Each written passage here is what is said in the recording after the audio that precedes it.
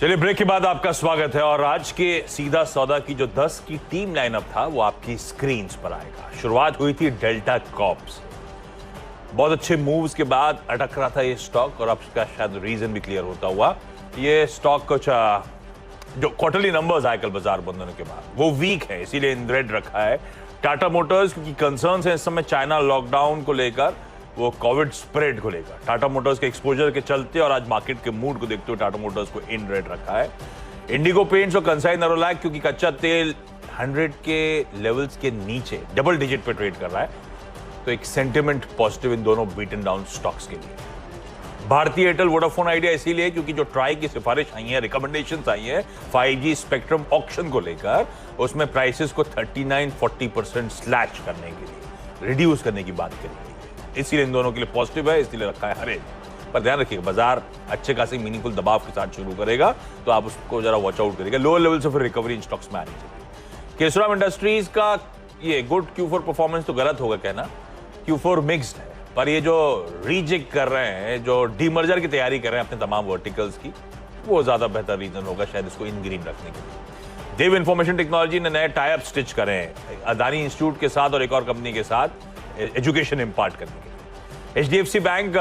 जो मर्जर का mega merger का ओवरहैंग है वो लिंगर कर रहा है, तो शायद आज भी ये स्टॉक दबाव के साथ ट्रेड करे। स्टेलाइट टेक्नोलॉजीज क्योंकि मैंने टेलीकॉम स्टॉक्स में मेंशन करा कि 5G स्पेक्ट्रम के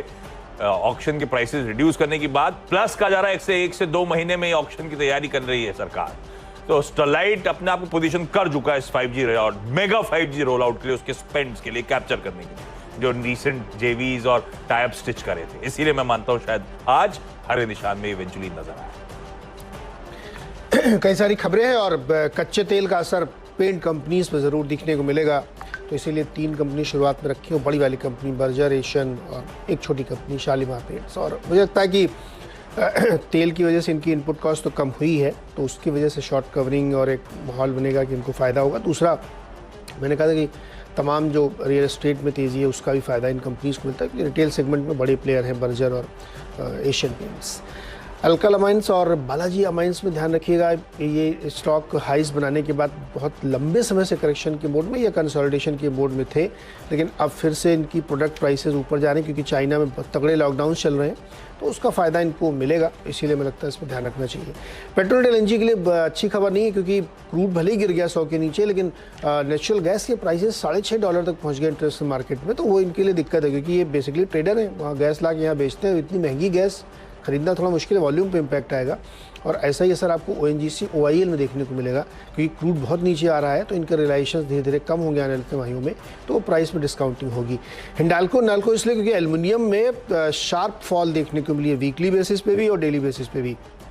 चाइना लॉकडाउन इसका बड़ा कारण है, क्रूड में गिरावट का भी बड़ा कारण चाइना है क्योंकि डिमांड कम हो रही है, क्योंकि वो बहुत बड़े कंज्यूमर हैं, तो उसकी वजह से मुझे लगता है इन दोनों स्टॉक्स में भी रेड में ट्रेड